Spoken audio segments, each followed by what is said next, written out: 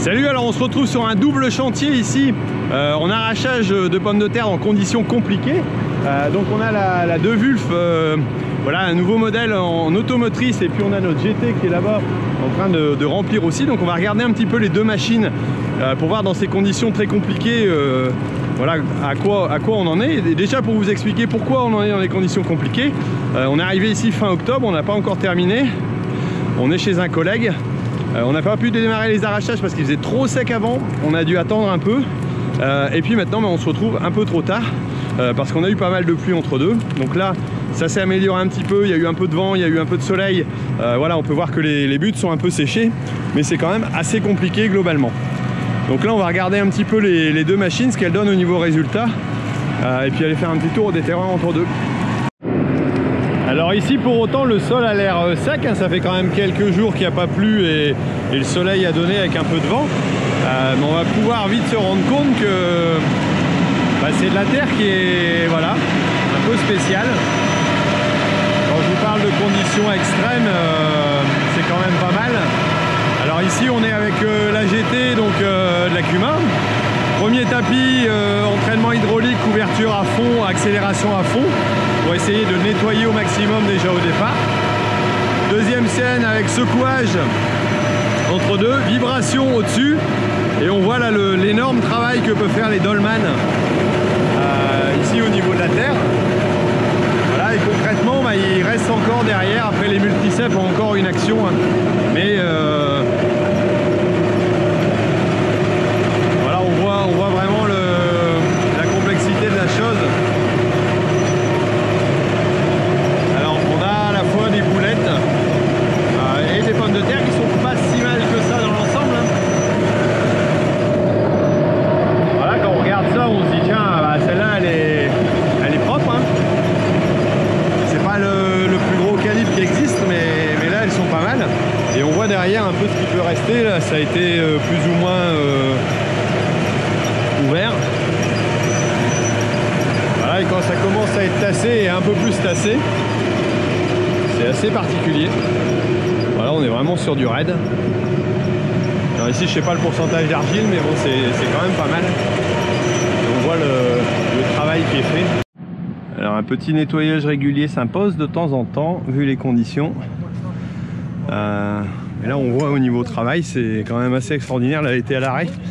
Tout de suite on peut voir un petit peu la terre qui se retrouve en dessous des Dolman. Alors les Dolman c'est ça, voilà, ce qui tourne dans le même sens, qui fait glisser la pomme de terre par dessus, et puis qui coince la terre et qui le reprend. Ici on a le système de multicep. Voilà, je commence à connaître à peu près la machine, là avec des rouleaux caoutchouc et des rouleaux métal qui viennent entraîner et là aussi nettoyer, mais on a une moins bonne efficacité. Ça dépend essentiellement des conditions, mais voilà, c'est pour nous c'est l'une des machines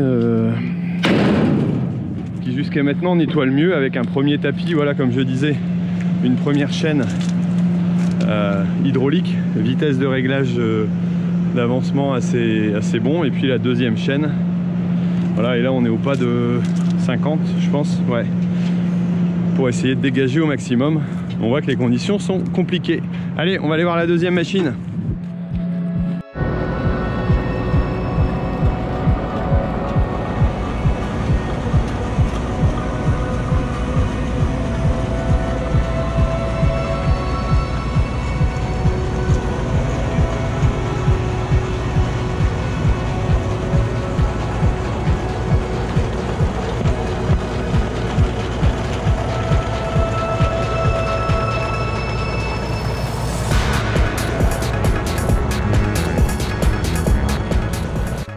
Alors ici sur la DeWulf on est sur un système automoteur, hein, donc pas tout à fait identique, avec essieu avant que j'avais retrouvé sur la Simon, donc qui tourne relativement court vu qu'il est sur deux roues. Arrière c'est pareil, directeur, donc avec un ensemble en double roue et puis une grosse roue au niveau gonflage.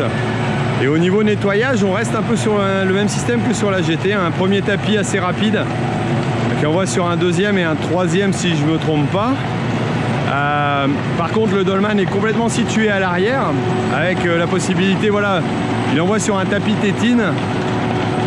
Ensuite on a la remontée complète Et on arrive sur le tapis tétine du haut aussi qui a bon, un petit travail supplémentaire. Après ça dépend des conditions bien entendu. Là on peut voir un peu l'arrière, l'essieu, le pneu est de grande dimension.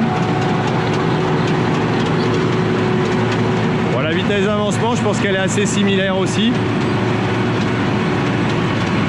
Avec l'avantage bien sûr de ne pas avoir à mettre un tracteur à côté, donc au niveau tassement de sol on a forcément j'allais dire un petit avantage.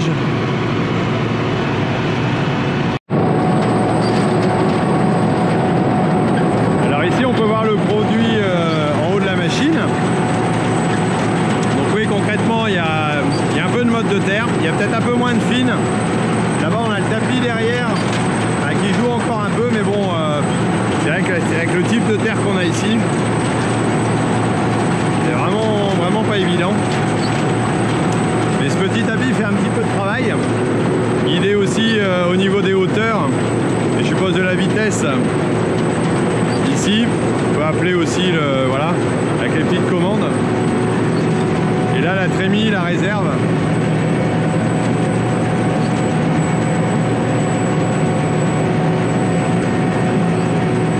Là la machine nous a été mise à disposition pour un essai de quelques heures.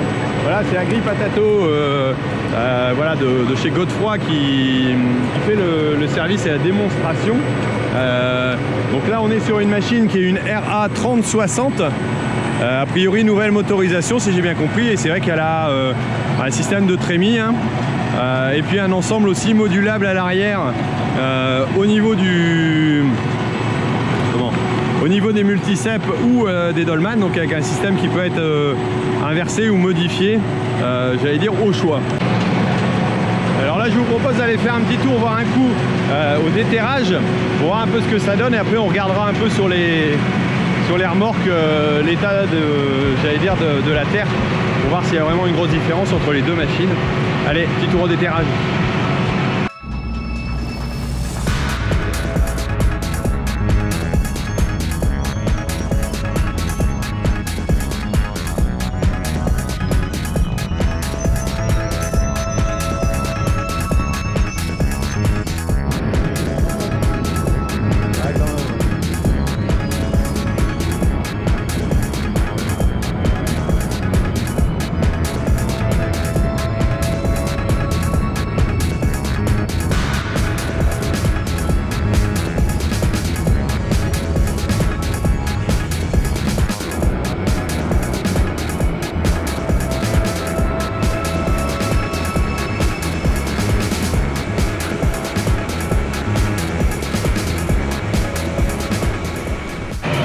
Et là je profite des deux machines tout simplement pour vous montrer un petit peu voilà, les deux chantiers l'un à côté de l'autre.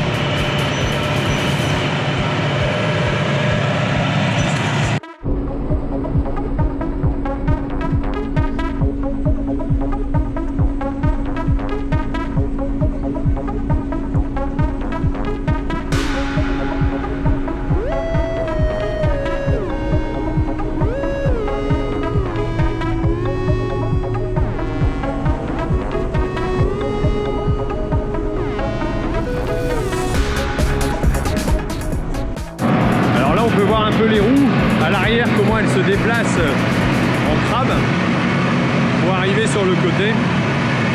C'est assez impressionnant.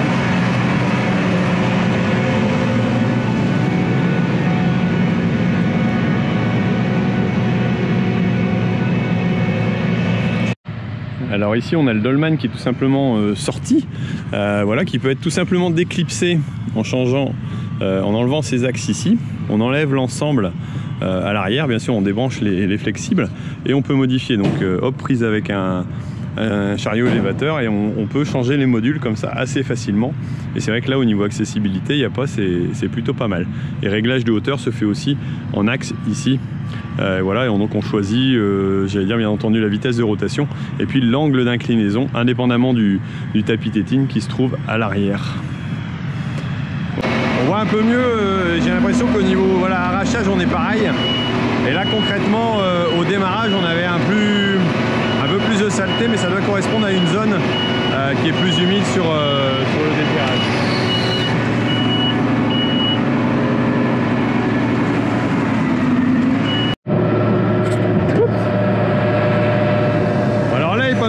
sont bien jeunes, hein, c'est plutôt pas mal. Alors on voit, ça paraît pas si sale que ça dans l'ensemble. Voilà, on a des modes de terre.